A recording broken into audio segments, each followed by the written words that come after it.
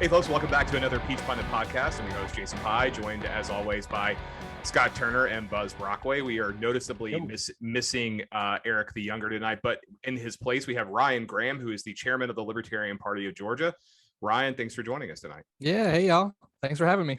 And just so you know, I talked to Scott in advance, and there will be no cheap shots. I'm kidding, Scott. I'm kidding. That's Scott, by the way, that's a nice T-shirt you have on. Yeah, I'm a grown man. I can take a couple shots. It's fine. That face looks familiar on your shirt. The only shots I'm throwing around here are of Hennessy, so we can go there. But I wasn't sure if it was that kind of podcast. Oh no, it is absolutely that type of podcast.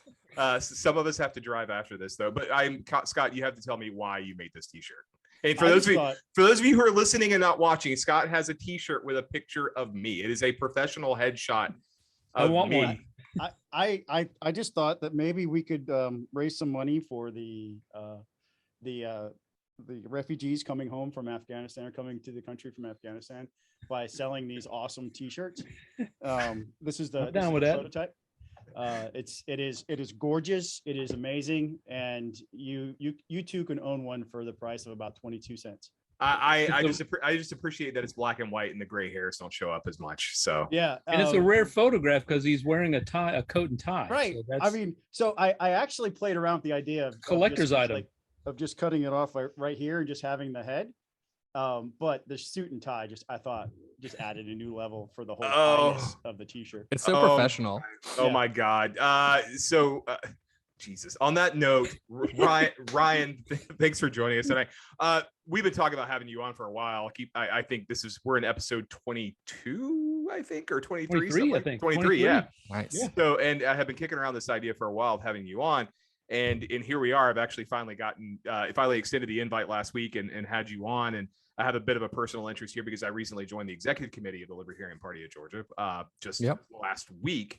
And Ryan, being the state party chair, just figured I'd bring him on and give him an opportunity. Give us an opportunity to talk about what the state party is doing and what libertarians are looking at in 2022 and beyond. So, Ryan, let me ask you. Well, first of all, I think a lot of people look at the election results from 2020 and say libertarians are just spoilers. They had the difference between Donald Trump and Joe Biden.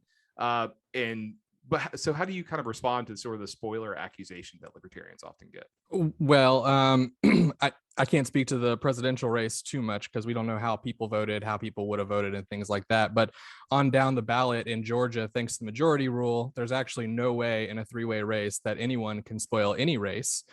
So we get a lot of flack for, costing Perdue the race, but people like to conveniently leave out that we were not even in the campaign that he lost the election. So, things like that, I don't really consider us spoilers. And then I also generally see it as, if you wanted our votes, you would have gone out there and earned them. But Republicans don't like to do that. So, we're going to keep on doing what we do until they want to earn it.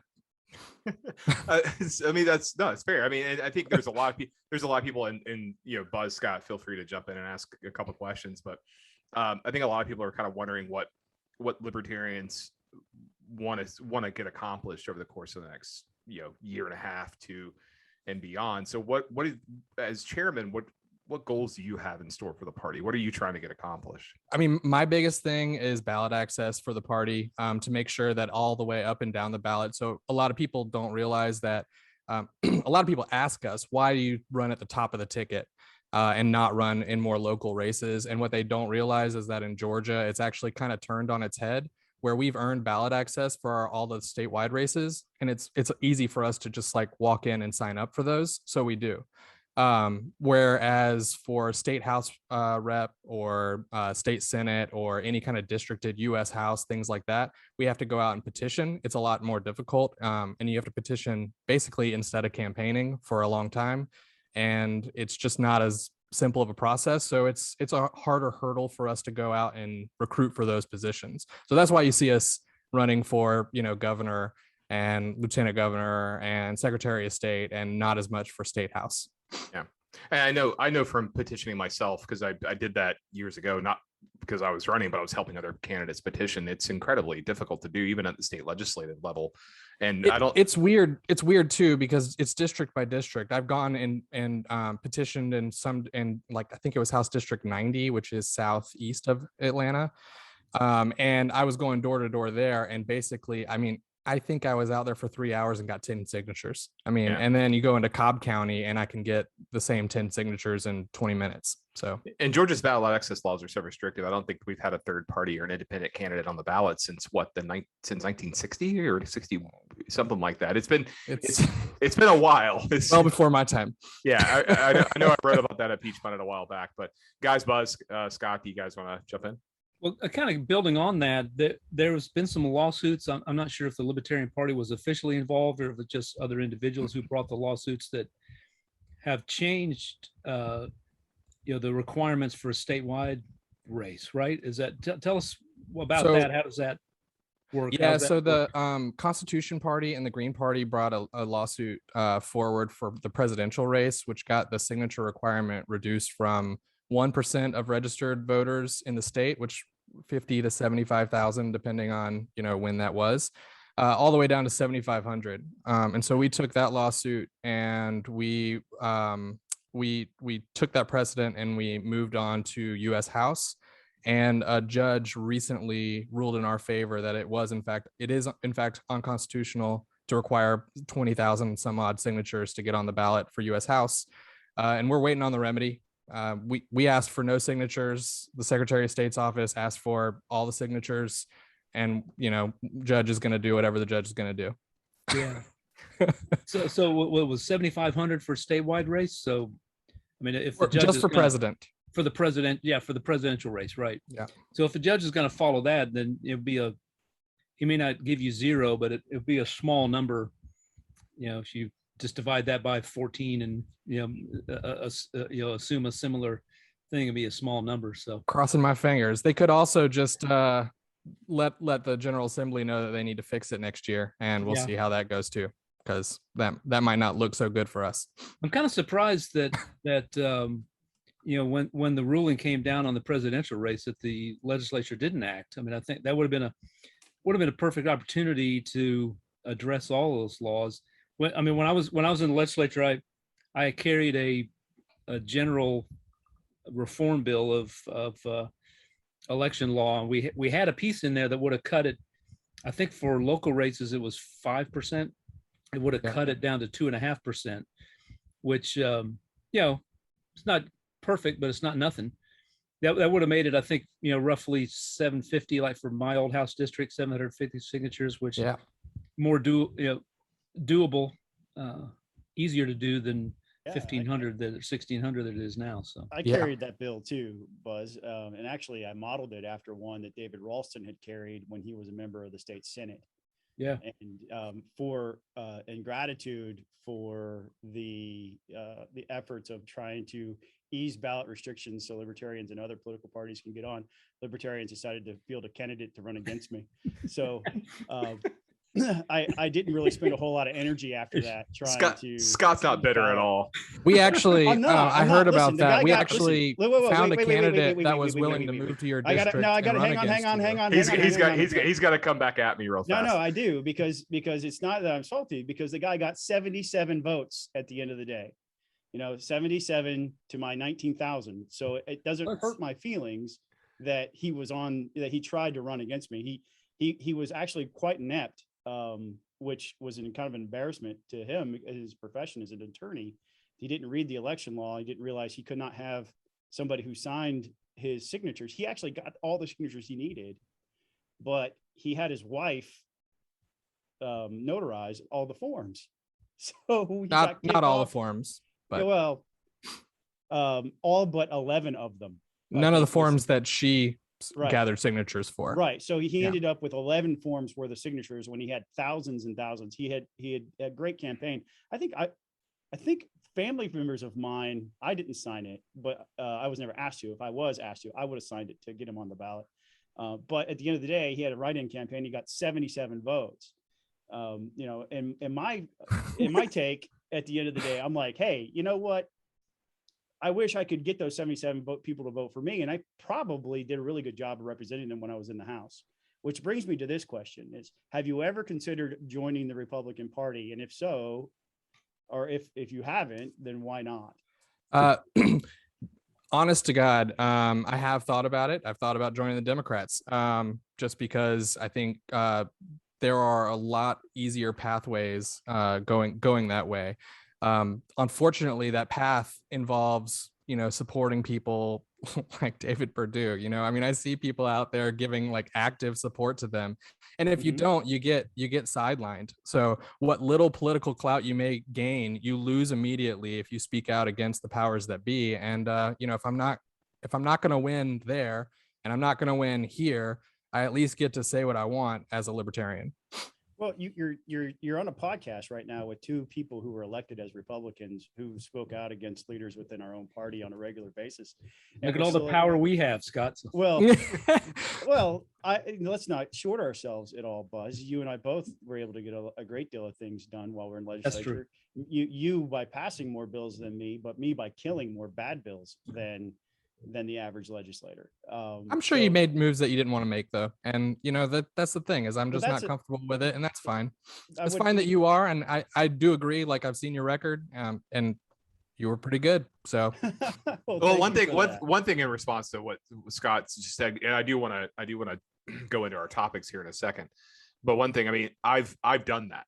I joined the Republican Party for a while, and all I got was grief the entire time I was there. Now, granted, it was a special case. Newton County Republican Party were not the friendliest people in the world. They went out of their way to try to make my life a living hell, and not so successfully, because I really just made fun of them a lot. And ultimately, the people I was associated with they took over the party after I left, though. But it was made very clear to me that as a libertarian, I was not welcome in the Newton County Republican Party. Yeah. Whereas my experience in Cherokee County was quite different. I had resigned and left the LP in 2007, 2008-ish, and joined the Republican Party shortly thereafter. And there was a liberty movement, a Ron Paul liberty movement within our state, our local GOP. And they were largely looked at like you were, Jason, from your local establishment Republicans. But I took a different tact. I took a one of service and trying to find everywhere I could just to show that I was there to be supportive and not tear them down all the time. And what ended up happening over time was I built alliances with people who didn't agree with me 100% of the time. Now, look, my experience in the LP was very similar to that in the Republican Party. And I think it would be the same in Democrats looking from the outside in on how they run, especially the House caucus. They're not monolithic in their views. They have to agree to disagree at times. They have to move on certain policy positions that they may not be on board with 100% of the time. And so that doesn't really matter what you call yourself, whether it's a libertarian, Republican, Democrat, in the current electorate and the way things are in party politics, you're always giving up something. And what I found within the LP when my time was there was you could never be pure enough. If you had one minor thing, you were not actually a libertarian.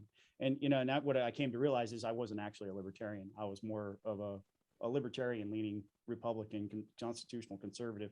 I don't even know how to describe it anymore because there's this purity test of once you disagree with one small nuanced stance, then you're no good anymore at all. We got to throw you out. And that's fine. I believe in term limits. So here I am. Well, so Scott, I think that you hit on something there in that the Republican Party is a conservative party, and obviously they represent you a little bit better. So you have an easier time working within the Republican Party. But conservatives and libertarians are not the same thing. We are often allied, but we are not. Libertarians are not conservative, and conservatives are not libertarian. So I would have a lot harder time, going along to get along within the Republican Party because I'm not a conservative and it's a conservative party. Which was ultimately the big battle I had because I supported same-sex marriage and immigration, still believe immigration is a good thing. And there are Republicans who believe that. I mean, if you look at not many. Georgia, well, if you look at the South Georgia, we have some very influential members of the South Georgia agricultural community who are big proponents of legal immigration. Sure.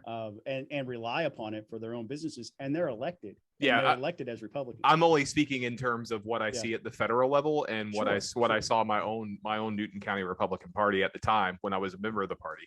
And granted, I left the Newton GOP, I don't know, 6 years ago, 7 years ago. One last thought on this, and this is a recruitment video for me to Ryan, really. And this is it. There is no liberty movement within the Democratic Party, within Georgia or any other at national level at any given time. Whenever you see like Young Americans for Liberty getting involved in a local race, they're always getting involved in Republican races. We have our Ron Pauls, we have our Rand Pauls, we have Justin Amash was with us before he went to the LP. Yeah, that's a bad example. Ron Paul's a lifetime member of the LP too. Well, but he got elected as a Republican. So we have a real liberty movement within the Republican Party, and I believe that's because the natural home of people who love liberty is it within the GOP. That being said, I recognize that you're going to have to give here and there, but that's everywhere. But that movement exists, and I would invite you to be part of it. I'm going to take the next to last word real fast because so really quick thing. So I actually got a text message today from someone who I met on my travels at my previous employer. And they asked me if I could they have to give a speech on the state of conservatism. And they thought they wanted my thoughts on it. And my response was this: I'll be honest with you, I don't really know what conservatism is anymore. When I was a kid and until several years ago, conservatism was a political philosophy that had clear goals and core principles. Today, it's based largely on owning the libs, economic nationalism and populism, defending law enforcement at all costs, even when they're wrong, defending memorials to Confederate traitors, and defending a guy who continues to lie about the election. Although I believe firmly in limited government and economic and personal freedom, I can't say conservatives do, at least not in the current form. This is probably not what you're looking for, but I had to say it. And I think that sort of statement is like, I know what conservatism is supposed to be, and Ryan's right. It's not the same as libertarianism. It's a different philosophy. But the Republican Party is supposed to be the conservative party, and I don't know what they believe anymore. Well, I think that's the key thing, Jason. I don't disagree with much of what you said. The problem and the challenge for conservatives and those of us who, like me and Scott and many others, who tried to stay true to our conservative principles throughout the Trump years, is the Republican Party going to continue to be the home of the conservative movement? There's always been a difference. There's always been, there's been clashes between conservatives and Republicans, and it really, it really wasn't until William F. Buckley and Ronald Reagan that conservatives really became the majority within the Republican Party. And it's possible, I hope not, it's possible that those days are coming to an end where there's some other thing that people are calling conservatism, which is not. It's more nationalism and populism, and I think that's what Trump represents. And so that's a challenge that we've got moving forward. And it's a challenge if Republicans are going to maintain a majority in this state and maintain them, try to claw back majorities from these crazy Democrats. So. Well, Ryan, I know you're going to stick around with us, because we have to move on to other topics. And I know you're going to stick around with us. I also know you have a hard stop, but tell our listeners and viewers where they can go to find more about the Libertarian Party of Georgia. Yeah, just go to lpgeorgia.com. There you'll find all, and we're also on Facebook and Twitter. Those are our two main social media outlets at this point. But you can sign up there to get regular emails from us. You can sign up to be a member, donate, whatever you want on lpgeorgia.com. Thanks, Ryan. And so, like I said, stick around, listen to us talk about all the things, and feel free to chime in on your own here. So I don't know about you guys, but I've been pretty disheartened over the news in Afghanistan the last couple of days, and some of the reactions and hot takes I've seen on Twitter. And I discussed this last night on my other podcast, Reclaiming My Time, with my buddy Nathan Leamer. And I don't know, it seems... to some degree, I feel like we were always headed to this eventuality that the Taliban was destined to retake control of Afghanistan. I just didn't expect it to go down the way it has in this absolute just completely mishandled situation, and almost I guess misreading the tea leaves of what was going to happen and how fast it was going to happen. So You guys feel free to chime in here, but I don't know. I'm kind of Yeah. disgusted by the way the whole situation has played out. I like you, Jason, I'm disheartened. I mean, I was too young to remember the exit from Saigon at the end, at the disgraceful end of the Vietnam War. But that's I don't know what else to compare it to. This is a humanitarian, a foreign policy disaster that I pray to God doesn't turn into a humanitarian disaster, because the Taliban, there was a tweet today from a writer at the Atlantic magazine who called up an article that this author had written when the Taliban came to power 20 years ago in Afghanistan. They were saying the exact same things that they're saying now, that people are being tricked by, saying, "Oh, we support women's rights. We don't know what you're talking about. Everybody who worked for the previous government is welcome here."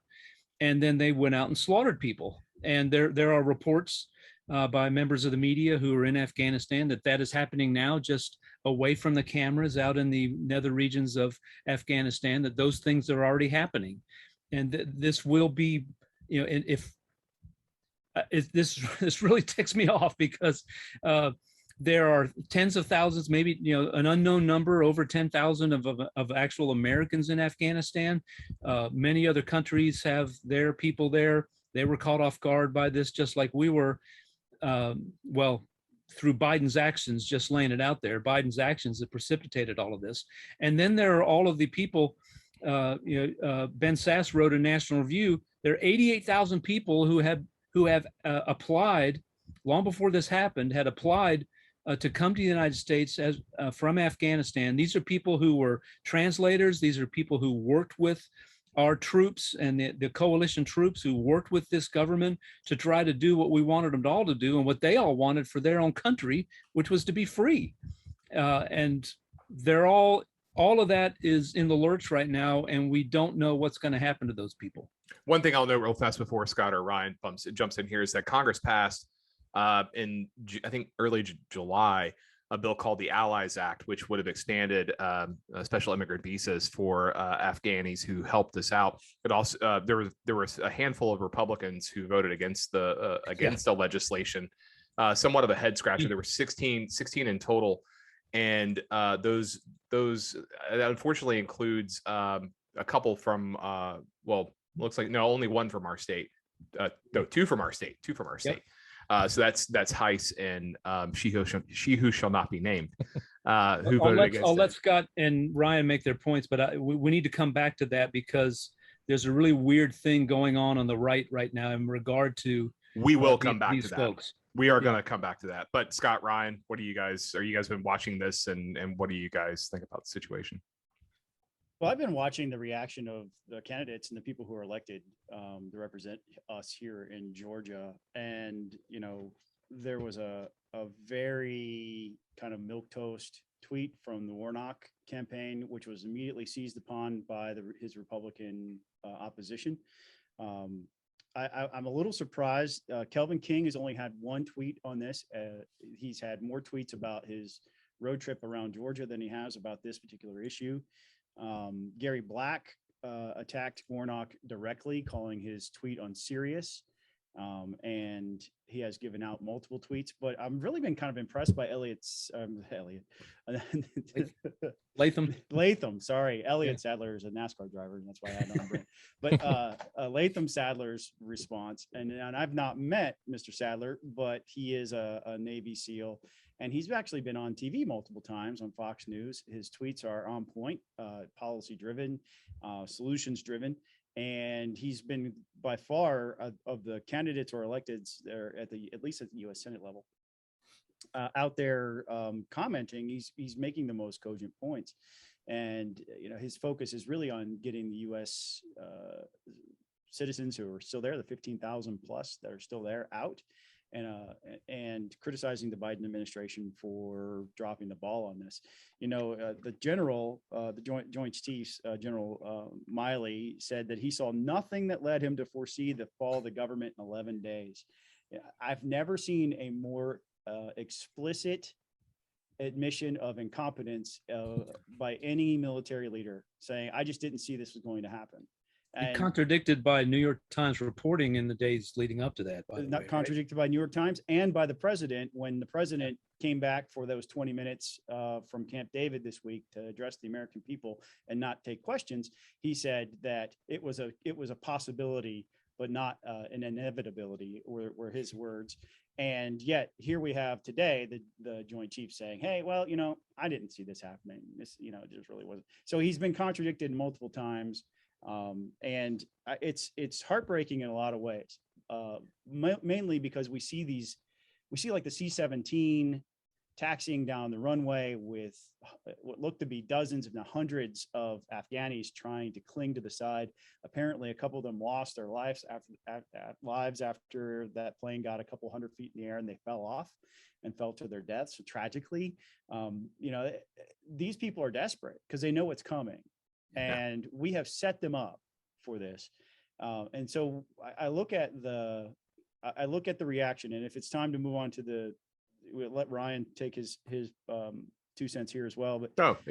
But we are in the situation where we are creating, especially if you're America first, if you think that we should be, taking care of Americans before we're taking care of these other people, that's so short-sighted, because you're not realizing how much damage is being done to our credibility as we move into the future where there's potential for global conflict.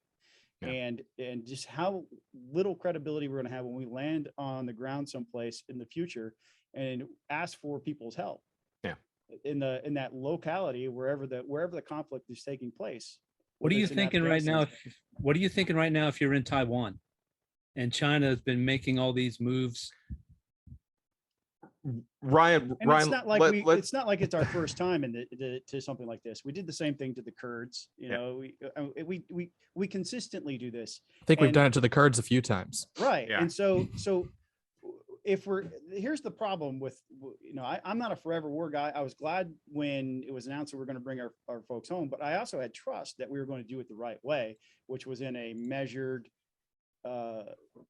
step-by-step plan, not just pull the plug and hope for the best, which is exactly what has happened here.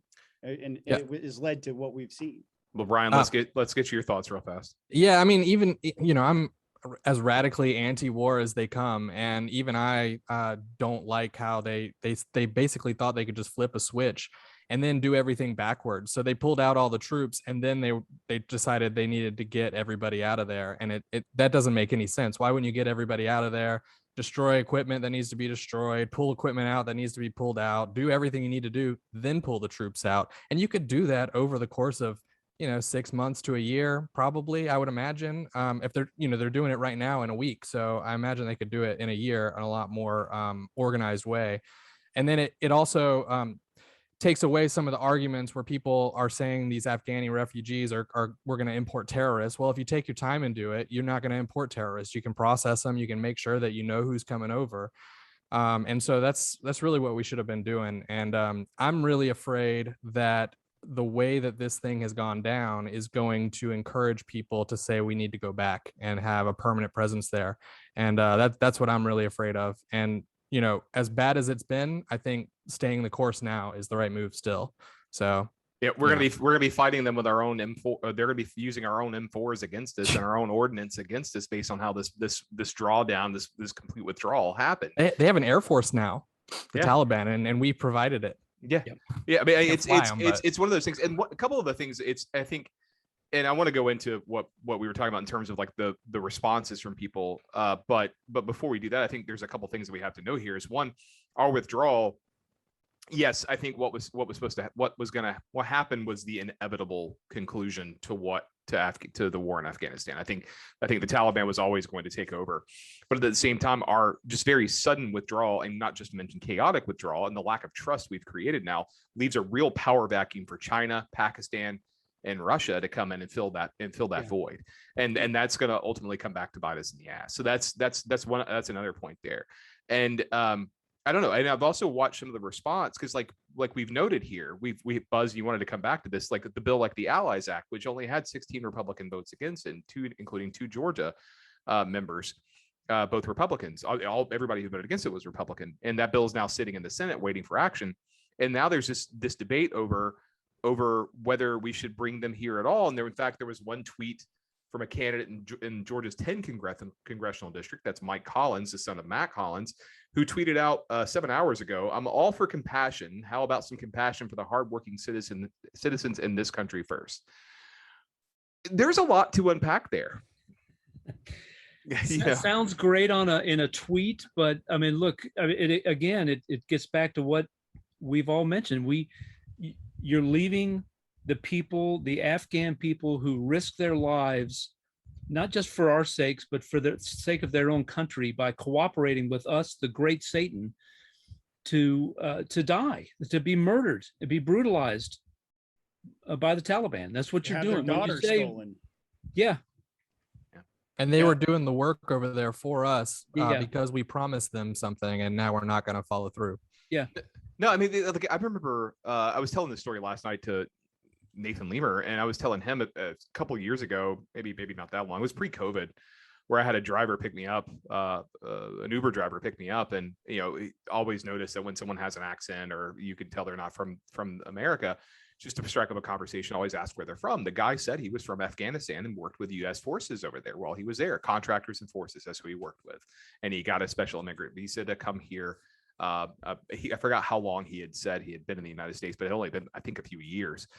Spoke very good English, was obviously working, had a job, was working, even the Uber driver. And I know Scott used to do Uber. I think Buzz, you did Lyft for a while too. So Uber, Uber, okay.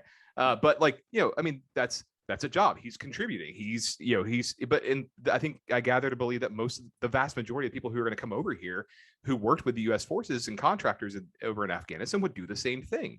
Why aren't we being more welcoming to these people? Why are we? I mean, I know why, but why are we dumbing down or doubling down on this America First stuff? Well, because it's short-sighted. They don't see the damage that. First of all, let's unpack what he said. Okay, he said, "I'm all for compassion. How about some compassion for the hardworking citizens in this country first?" When I had one child, and I had my son, I loved him more than I could possibly have ever imagined. And I actually wondered out loud when we got pregnant with our second child, if it was possible for me to love the second one as much as I love that first one, because I loved the first one so much. And along came my daughter, and lo and behold, my capacity for love expanded, and I was able to love both children, and equally, and in different ways, but equally. And that's kind of this idea that there's a finite amount of compassion that can be had, and that it must be doled out in some sort of priority is so weird. It's like a foreign concept to me. I don't get what he's saying. How about some compassion for our people first? Can you name one person in the United States of America who was born here, raised here, has grown up here, who hasn't had some compassion thrown their way? Who is without compassion in the United States? Name them. Let's go show them some compassion. If they need it that badly, let's show them that compassion. Because what we're talking about is somebody who is faced with being a slave, a sex slave, a sex toy, being raped, having their ID melted into their chest and dismembered in the public square as an example of what happens to you if you do business with the Americans. I mean, yeah, I don't get it. Mr. Collins, you're way off base here. You see, America is not made up of shitty human beings, right? We actually do have compassion for everybody around us. And we don't just limit it to those who are just in our immediate circle. We invite and we expand our hearts whenever it's needed. And I just, I don't know Mike Collins. I've watched his campaign so far, and whatever, man. You're so wrong and off base on this. I can't even start. One thing, look, real fast, Buzz. Let me note one thing, because I mentioned the America First, stuff, and that takes us back to the 1930s, pre-World War II. When there was the America Firsters in the United States, and this whole debate over Afghan refugees reminds me that the FDR administration, the Roosevelt administration, denied entry to Jews who were being persecuted in Nazi Germany, denied entry to Jews to come to the United States for fear that the fact that they were Nazi spies. Yeah, which was completely unfounded. But Right. and here we are, 70 years later, and we're having the same debate, different country, but same debate. We can't let them in here because, well, one, they took our gerbs, and two, we're scared they might be terrorists. Yeah. But did we just It's cross preposterous. Godwin's law on the podcast here? I never Probably. called. I never said. Look. I've met Mike Godwin, and I did not do what he said. Okay, I'm just asking. I'm just giving a history lesson. But it's not. Yeah. It's not. Sadly, it's not just political candidates, looking for a headline. It's thought leaders in the conservative movement, people who I thought were, could differentiate between the Taliban and the people who helped us, who are saying, no, we can't let anybody in here because we have enough refugees. Yeah. Says who? There's 350 million people in this country. We can absorb Look, a couple thousand, I 80,000. can't even get inside my Popeye's chicken on Highway 92 in Woodstock because they have a labor shortage. So don't tell me they're taking somebody's Yeah. job either. Yeah. I mean, give me my freaking Popeye's chicken sandwich, people. Well, that's what everyone always says. There's not enough space here, and I'm like, have you ever just driven around America at all? Like, just go Yeah. an hour in any direction. There's space. There's a Yeah. lot of space. There's a lot of places for people to go. Like, we can just take them. It's all good. I mean, there's plenty of space Midwest. I mean, God, there's plenty of space in rural Georgia. That's why you can drive an hour in any direction from Atlanta. You're fine. You'll find someplace. There is nothing between Covington and Augusta. There is That's nothing. true. That's a crappy drive. I guess we should mention that Governor Kemp, I believe Larry Hogan, the governor of Maryland, many other governors have said, hey, we are happy to take refugees from Afghanistan. We down in Clarkston, part of Atlanta, there's a refugee center there. We know how to do this. We can do this. And kudos to Governor Kemp for stepping up and saying Georgia will be happy to welcome folks over here. So, Which is part of our history. We've been good about that when the late 1990s during the bloody conflict in Serbia. We were bringing in refugees. I think largely where you're from, Buzz, in Gwinnett County is where they were largely being sent. But yeah, no, Yeah. I know Ryan's pressed for time, so I'm going to keep going here. I actually really want to get on the record giving a kudos to Kemp for saying that, because I like to call balls and strikes and make sure that I'm not just, being anti-Republican or anything like that. But Kemp surprised me by coming out and saying something like that. Now, I am holding my breath a little bit to see, if it looks like, I think the Maryland governor said, we'll take 100 of them. It's like, well, let's, so I hope he's saying more than that. He hasn't really been more detailed than that, but kudos to him for stepping up and stepping out of his party, really, from some of the prominent voices and saying, hey, we're going to take them. There are people within the Republican Party who are absolutely on the anti-refugee. Obviously, Mike Collins is one of them. And if you're an anti-refugee person, there's a candidate for you to support. But that's not what I don't think that's. We're not monolithic on this issue, and so I don't think it's fair to say we're stepping outside of our party, because you see two very conservative former elected Republicans here advocating for the same thing, and that is to show compassion to people who we have counted on and have risked their lives to this point for us, and we're just leaving them out there in the dark, and that's just not right. Yeah. Agreed. So, and by the way, Scott, the best chicken sandwich is Chick-fil-A's chicken sandwich. Well, I do agree with that. But when I like to mix it up. Joella's Hot is also very good if you've never had it. Never had it. Well, come to Woodstock. We'll take care of it. Don't tell me what to do. So Governor Kemp, as I mentioned before, there's been a lot of hot takes. Obviously, Mike Collins' hot take on Afghanistan refugees was one. The other hot take I see here is Rebecca Mitchell, who's a state representative from Georgia's 106th district. She defeated Brett Harrell in 2020, and had a very unique hot take that I'm going to read out loud right now. And obviously COVID-19, the Delta variant's hitting the country pretty hard right now. But this one is especially hot. Someone somewhere out there is doing statistics that say that Governor Kemp will lose more voters if he stops COVID transmission than if he lets thousands more Georgians die. Lose the votes, save the voters. She also hashtagged that too, the same thing. So this seems like a particularly interesting take on Governor Kemp's lack of mandates, mask mandates, and he's been firmly anti-mask mandate since the pandemic really kicked in back in mid-March of last year. And you know, we've discussed this before on the podcast. Businesses that require masks, you know, go for it. I will happily put one on. Government mandates for masks, government mandates for vaccines, or something I think that we all universally are opposed to. Although I think have all encouraged people who listen to this podcast and friends and family to get vaccinated.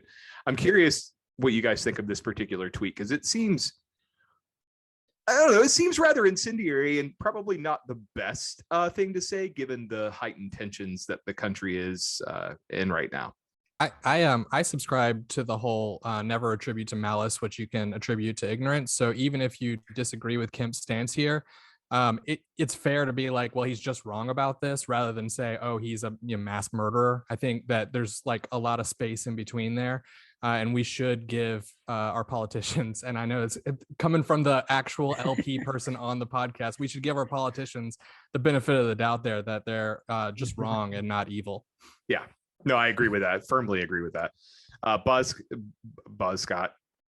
Buzz, I mean, you're up that's your neck of the woods, bro. Just down the road from me is where she lives, and she's an epidemiologist by trade. So, you know, no offense, but that profession hasn't exactly bathed itself in glory during this pandemic. They've been wrong a lot. But look, it's just more of the same. You can't go out there and complain about the tone, complain about Trump, complain about the how nasty politics is, and then accuse the governor of the state whose policy you disagree with of being a mass murderer for political gain. Rebecca Mitchell, State Representative Mitchell, is nothing more than a QAnon member at this point. I mean, she's equivalent to the Democratic QAnon, accusing the governor of having some sort of conspiracy theorist pulling the strings of letting people die. I mean, yeah. If there isn't a Pizzagate-like tweet from the Democrats that's more like Pizzagate than this one, I don't know where it is. Representative Mitchell, you should be ashamed of yourself. You're a freshman legislator, and there are a couple things that you need to learn. Number one is that everybody in the room with you is a human being. That means they're fallible and they all come with their own life experiences. When you walk into that room, make some friendships with people who have an R next to their name, because you won't talk like that anymore. You know, I have some great friends who are Democrats who have nothing alike. We have nothing alike or share any political view whatsoever, but we've connected on a human level. And I've talked about that quite a bit in the past. Well, everybody always talks very highly of Carla Drenner, who, I mean, I gather most Republicans don't. My sister, right? I sat next to her for 8 years, and that would be the example I would point to, is somebody who I love dearly as a human being. I would never, you know, and because we disagree on things on politically, but I would never, ever think that she was trying to do something malicious. I think her intentions are good. She's just wrong, right? And there's a huge difference in that. And Representative Mitchell has not made those connections yet, nor has she made the effort to make those connections yet. Buzz's State Representative Greg Kennard, who good guy. I'm sure Buzz has no real political affiliation with whatsoever. You know, he and I have gotten to know each other really well over the years and have fought on the same side of certain issues. But I would never ascribe to him some sort of evil motives, which is it's just ridiculous. Yeah. But secondly, this is the biggest thing. Why is this not national news, right? Because if Tommy Benton had tweeted this, if I had tweeted this, if Buzz had tweeted this, if Philip Singleton had tweeted this, any Republican in the State House of Representatives, it would be on CNN, MSNBC, it would be everywhere. Right? Yeah. Where's the AJC in reporting on this? Where is our local media? Why is MSNBC not interested when there's a really nasty hot take from a freshman legislator that has a D next to their name? I'm asking it. I'll wait. Yeah. And look, to circle back to our discussion about Afghanistan, nowhere in my mind do I think that Joe Biden is intentionally trying to put anybody in harm's way, or anybody to intentionally creating a situation for them to lose their lives. It's just bad policy decisions and bad leadership. That's a totally different thing. Right. Yeah. Right. And so tone it down, Representative Mitchell. Tone it down. Yeah. I mean, I don't know. I mean, she's wanting, we've talked about this before too. She's wanting the governor to use power that I think most of us, and certainly the governor is one of the few, Governor Kemp is one of the few governors who has been fairly reserved in the power he's used during COVID, which, you know, I appreciate. Whereas other governors have gone a lot further, and some of those governors don't want to let that power go after COVID finally goes away. You know, and so that's why you've seen this movement, including in Georgia, with Ed Setzler introducing that legislation last year to sort of rein in the governor's power. But it makes me a little fearful for what a Democrat would have done in the same situation that Kemp was in. We need libertarians to join the Republicans in that fight against. I actually was worried when I saw the agenda that you were setting a trap for me to say nice things about Kemp over and over and over with the Afghan refugees and then the mask mandates. Well, our plan is succeeding. Yeah, because to be clear, well, the I thing set the is agenda. we get all kinds of pressure from our followers that are like, well, why aren't you speaking out against vaccine mandates and mask mandates and doing more and blah, and all this other stuff. And I'm like, well, what are you talking about? Like in Georgia, we haven't had that stuff. That stuff has not happened. We've been protected from it for the most part, other than like Mayor Jones in Savannah, who actually I think has arrested people for mask mandates. Atlanta right now, though, I mean, there's a mask mandate going on. I've been asked to wear a mask twice. I comply and don't fight anybody when they ask me to, but everywhere else, nobody cares. It's just, they call it a mandate and then they, everyone just goes on with their life. So it's just, I'm not going to go picket outside the Capitol when it's not affecting my life. So, and that further undermines Representative Mitchell's point here that her false accusation at Kemp. Every local, Gwinnett County tomorrow could pass a mask mandate. There is no, Governor Kemp's executive orders have expired. Any city, you pointed out some cities that, Ryan, that have chosen to do so. Any local government, if they want to, all the county commissions of all 159 counties tomorrow could pass a mask mandate if they wanted to, but they haven't. So are they trying to kill people too? Of course not. It's preposterous. One thing, and I know Ryan's only got about 10 minutes left, but one thing I'll note real fast, and I actually want to get Ryan's take on our next subject, but I went to my local Publix this weekend, and they actually had a sign up in the Publix, and I need to get a picture of this the next time I go in there, which will probably be tomorrow or this weekend. They had a picture up that said that masks were required by law, and I was like, and I almost wanted to go up to the store manager and be like, look, I'll wear a damn mask, that's fine, it's your property, but you show me the law. Right. I want you to show it to me. Show me in the CARES Act or any of these subsequent legislation. Show me the state legislation that was passed that says I have to wear a mask. It's not worth it. I'm just trying to grab a beer, It's like the Zaxby's in Canton has a big sign on their freestyle machine saying no refills due to COVID regulations. I'm like, whoa, time out. I'm paying $3 for unlimited refills. I'm getting my damn refill. Plus, I'm getting my chicken sandwich at a different chicken joint. It's Zaxby's COVID regulations. It's not anybody else. Right. Well, see, if Chick-fil-A had something like that, they would bless you while they were saying, "No, I'm sorry, we can't give you a refill." They would say, "But God bless." Scott, that's what they say. It's our pleasure to serve you and deny you a refill on your soda. So so before Ryan has to go, I do want to note here that this is changing subjects, that Georgia is likely going to be taking over elections in Fulton County, and this one SB 202 is largely I don't want to say culprit, but this is largely the motivation behind it. That legislation does allow for the state to intercede when an board of elections is not living up to its expectations. And certainly Fulton County has historically been terrible when it comes to elections, at least in terms of executing elections. Ryan, since you have to go, I want to give you a chance to weigh in here, because I know elections are sort of the getting election results, ballot access, things like that are sort of a constant pain for the Libertarian Party. And you're also a Fulton County resident too. Well, and you guys might not know this, but I'm actually a plaintiff on one of the lawsuits against SB 202, notable for it being the only lawsuit that does not include race. But part of it is the takeover language in SB 202 and the fact that it does not actually go into great detail about what's required to actually take over a county, other than an investigation, it says. And so we figure that's problematic, to have the state come in and take over a county elections board kind of unilaterally, without any kind of discussion about what's required there. We feel like it's a denial of due process.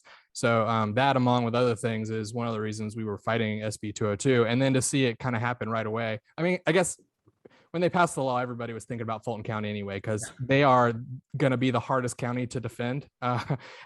Even Democrats are like, yeah, they don't really run the elections very good out here. So, it's going to be hard to defend that, but everyone still needs due process. And we all know when stuff when it hits the fan, they're still going to blame the county. The Secretary of State's office is still going to blame the counties.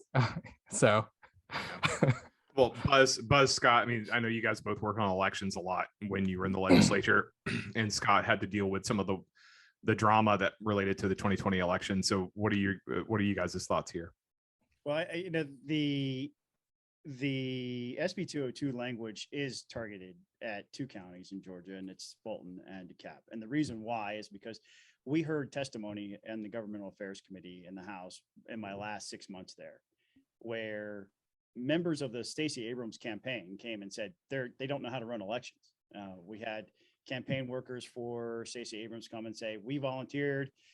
We were called the night before. We were told to show up at a certain time. We showed up. Nobody was there. They didn't open the doors on time.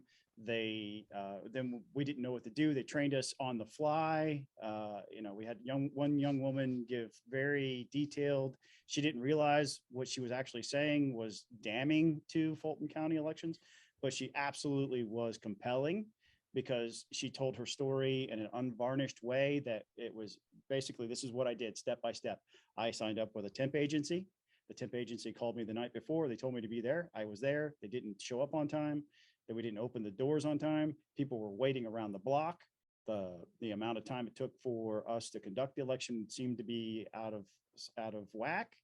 And so Democrats, like Ryan said, have said that Fulton County doesn't know how to run an election. And so if that's the case,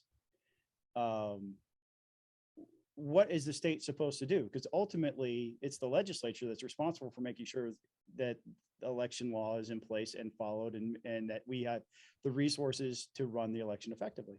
And you have this one county over and over again. And I think it's telling that they're only using the SB 202 language on one county, and that's Fulton. They're not even going after DeKalb. They're going after Fulton because that's where the mess is. And they deserve to have an investigation. They deserve to have a potential takeover because they've earned that year over year. And no matter what happens, they never fix it.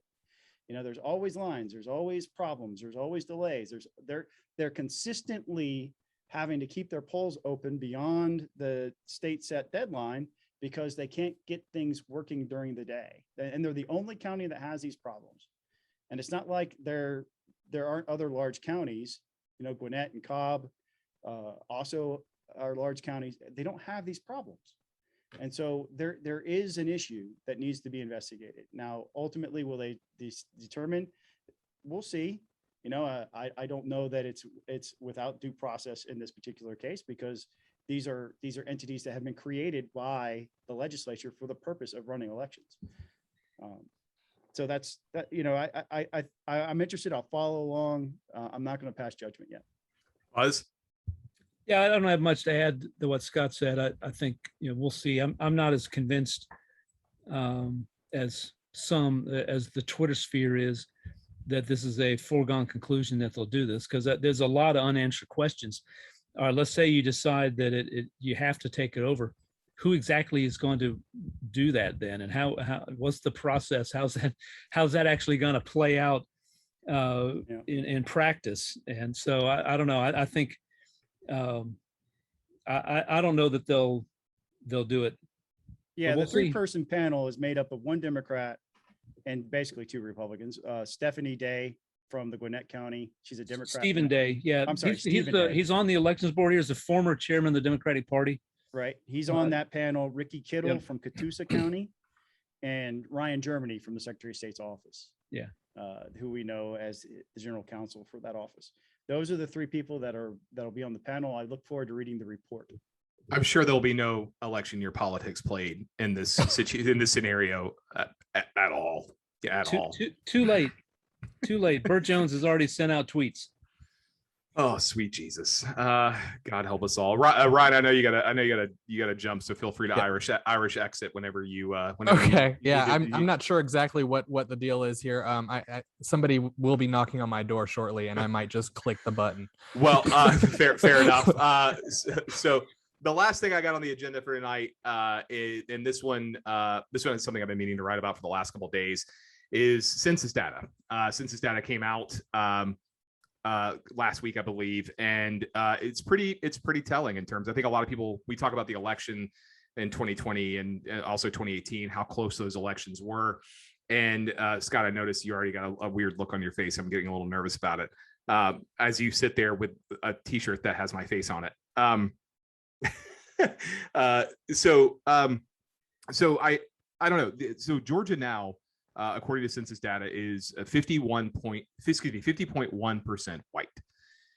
The remainder of the state is our people of color. Metro Atlanta is now a majority people of color. So, and I'm curious when Republicans are going to start to take notice of this, rather than blaming badly executed election, so to speak, rather than blaming Secretary Raffensperger, rather than blaming literally everyone else but themselves for losing an election in 2020, and probably, maybe losing one in 2022, and definitely probably losing one in 2024. So much Jason, easier. you and me So much know that easier. they're. Go ahead, Ryan. I'd say you and me both know that they're not going to stop blaming other people for the failures. I know, but I'm right here. I'm going to run candidates. I'm going to get blamed. we are going to get blamed, Ryan. But to Scott and Buzz's, to their, I don't need to say in their defense, because anybody who's been listening to this podcast knows for a while that we both, the 3 of us, have long recognized the changing demographics in the state of Georgia, and that this is something that Republicans should have been getting ahead of, but instead of getting ahead of it, they've fallen way behind, and it seems like they're doing everything but try to change the direction here. So I'm curious, Buzz, Scott, what do you guys think? I think that our messaging appeals to color people if we will take it to them, and we don't wrap ourselves in this, no refugees type of rhetoric that we're seeing this week from some people. I dream of supporting candidates who can say the American dream is big enough to accommodate everybody, and that the American promise of due process and innocent until proven guilty, and trial by jury and the Bill of Rights and all of these great American promises that are wrapped up into our DNA as a people, as a culture, apply to all people. And, that we're going to fight to make sure that the American promise is equally applied to everyone, that liberty and justice for all is not just a saying that we've repeated since we were school children, but it is a promise that we make to every single person, regardless of color. So I think we need, as a party, we need to begin focusing our arguments that our policies of economic freedom and liberty apply to you, and you will be better off under the GOP banner than you would as voting for a Democrat. That's what I think what really needs to happen. And look, the opportunity's there. Donald Trump, in his kind of bizarre way, he got more African-American votes and Hispanic votes than Republicans had in a long time. And when it comes to African-Americans, he basically just said, in his kind of, bull in a China shop way, hey, look, I've done good things for you. Why don't you vote for me? And for a certain segment of the population, that worked. So Bernie imagine Jones. if you had a smart long-term effort. This is part of the problem that Republicans have done over and over. When I first got elected, Representative B.J. Pack, who got elected at the same time I did, formed a group. I joined with him to help him with this group. We called it the 2020 Republicans. And our goal was to try to grow the number of women and minorities candidates in the Republican Party. And unfortunately, people thought it was an effort to try to take over, power inside the chamber of the House, which was the farthest thing from the truth. But anyway, I was there. I remember who that was that said that. Yeah, that was our goal. And look, Republicans want to show up. I know this because I have friends who work in this professionally. They would get calls from not the current Republican Party chairman, but previous ones, not going to name names, would call them in like March and say, "Hey man, we need to get some Hispanics voting for us." He goes, "Oh, you're about 3 years too late." It has to be a long-term project, and you have to commit to it.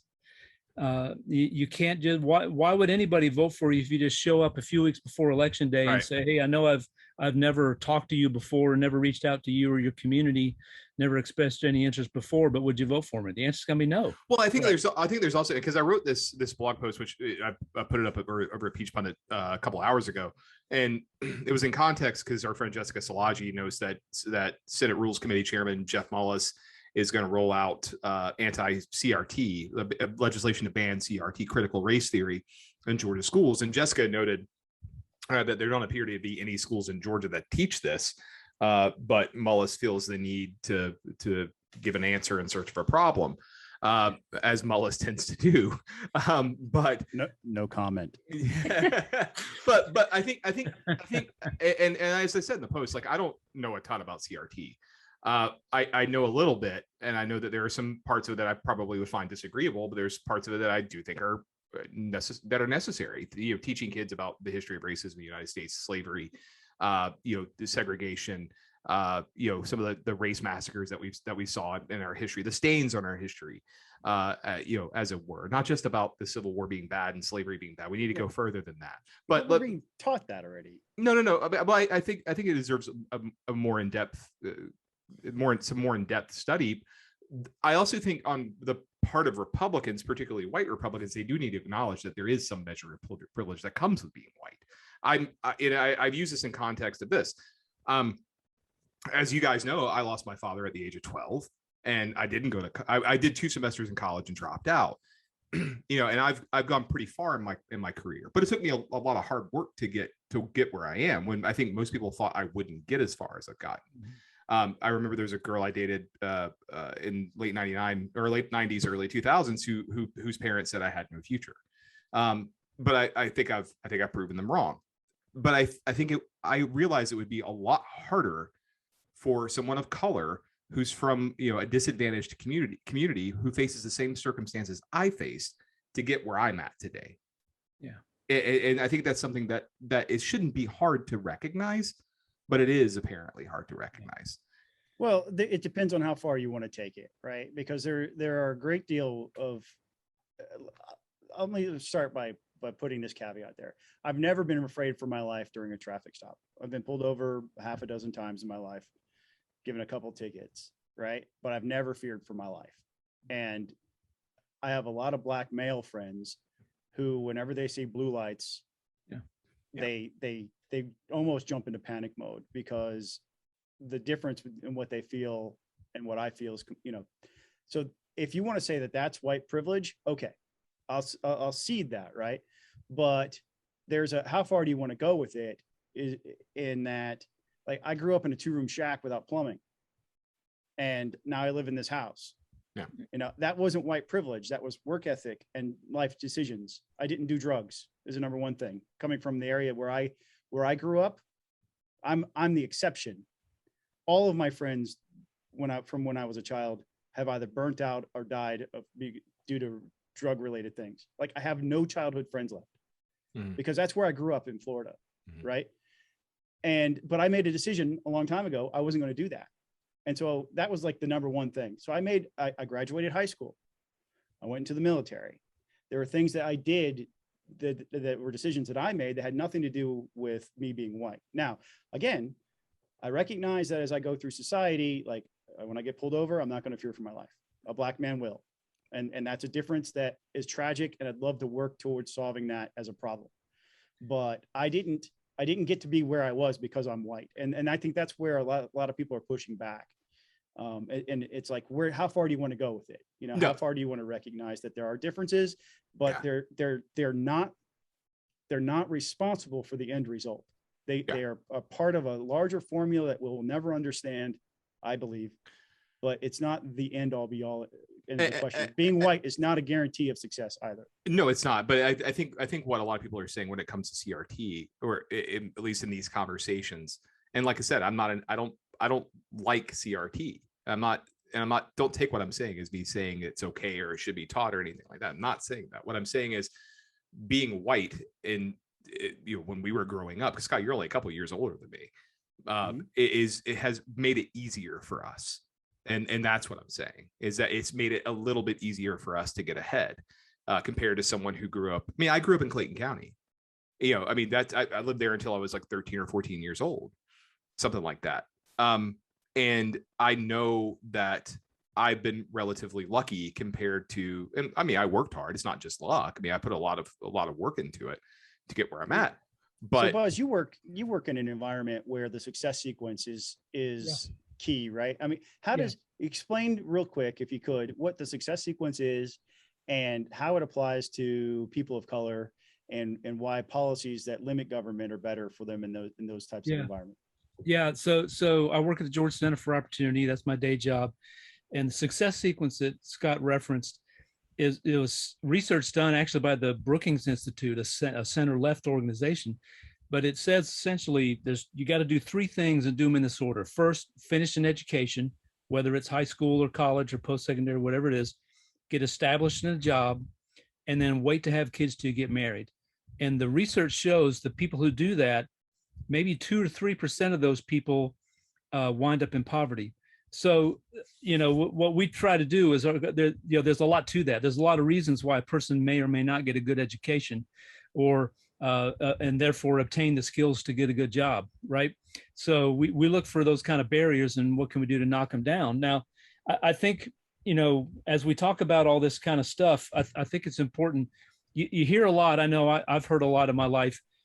Look, slavery, the Civil War was 150 years ago. Why do we even talk about this anymore? Slavery's long gone. But that's the wrong metric to look at, because what happened in the South after that was Jim Crow, which lasted until the late 60s, early 70s. So I think, there's a whole lot of debate and a whole lot of discussion about, why is there this gap between the wealth of the average white family and the average black family. But you have to look and say they really didn't have very much opportunity until Jim Crow was gone in the South, at least. Yeah. And so we're only talking about 50 years here, really. And it takes generations, to build this kind of wealth. I mean, there's a lot of things, the debate over CRT, I understand it. I think it's and the left, some elements of the far left have really seized on it to turn it into something that maybe it was intended to be, maybe it never was intended to be. I don't know. But if you observe a difference in performance, say in the classroom, you need, what is the cause of that? And when you say, well, it has to be racism, well, maybe it does. Or maybe there are other factors that are at play here in the lives of those individual students. And that's my concern about things like CRT. It paints this broad brush and it ignores, okay, there's individual circumstances in the lives of each child and each student that may or may not contribute to their success in the classroom. And we ought to be focusing on that. And how can we close those gaps in education? Because, I mean, to me, that's where you got to start. You got to start with education. And for, the things that we talk about, when it comes to employment, criminal justice reform, reforming of drug sentencing, and all those sorts of things, is a lot of folks who have a hard time getting a job because they have a criminal justice record. We've done some work on that in Georgia. I know the three of us are involved in those types of issues too. So, yeah, I mean, circling back to, Senator Mullis's idea, I think it's going to be very difficult and challenging to actually write a bill that bans critical race theory from being taught in classrooms, because and that's really hard to do. And I think that there have been some measured pieces of legislation around the country addressing this, and some really lousy ones. And we'll see what this ends up being, but it's not going to solve the problem. What we've got to do is get our education system focused on lifting people up and providing people those tools that they need to go out and get either go straight into the workforce or seek some sort of post-secondary education or training to get into a career. That's what we've got to focus on. Yeah. Well, I mean, I think and Buzz, everything you said when we kicked off this particular segment was spot on. It has to be a prolonged, sustained effort. You can't just show up, 6 months or 6 weeks before an election and expect things to magically change. It's going to be a years-long process to get in the door with these communities, to show them that there's authenticity there, and that it's entirely real, and that you actually want their votes. The light should be blinking red. And I'm not seeing anything. I'm not seeing anything that states that the Georgia Republican Party is taking it seriously. That's just me. Well, and unfortunately, I think that there was an attempt a few weeks ago that just did not go well. That wound up in the newspaper. The Georgia Republican Party tried to organize a rally in opposition to the Cuban government. Invited a number of Cuban leaders there. And it really ended up being just a rally for Republicans to give up and get speeches, which is not what the crowd wanted. What they wanted was to focus on them and on their issue, which is their loved ones stuck in Cuba, in this socialist country, being arrested and oppressed and sent to prison for simply gathering in the street to complain about the government policies.